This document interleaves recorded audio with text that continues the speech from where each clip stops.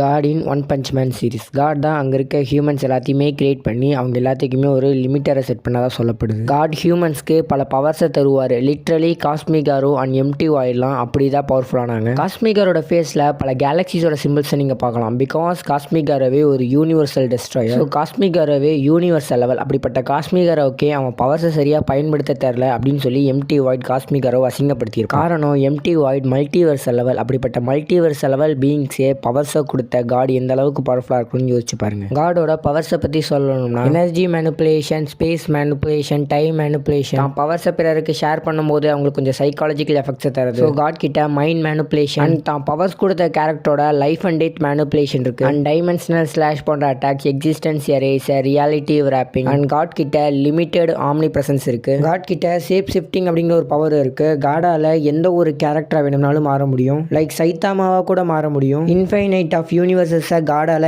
Create and destroy பண்ண முடியும். என்னோட ஒப்பீனியன் வைஸ் காட் வந்து limited omnipotent, limited omniscient, limited omnipresent. இவ்வளவு பவர்ஃபுல்லான காடை சைத்தாமாவால் டிஃபீட் பண்ண முடியுமா? அதுக்கு நம்ம சைத்தாமாவுடைய அப்கமிங் காமிக்ஸை தான் பார்க்கணும். அண்ட் இதே மாதிரியான இன்ட்ரெஸ்டிங் ஃபேக்ட்ஸை பார்க்கறதுக்காக நம்ம சேனலை சப்ஸ்கிரைப் பண்ணிட்டு இந்த வீடியோ பிடிச்சிருந்துச்சுன்னா லைக் போட்டுருங்க.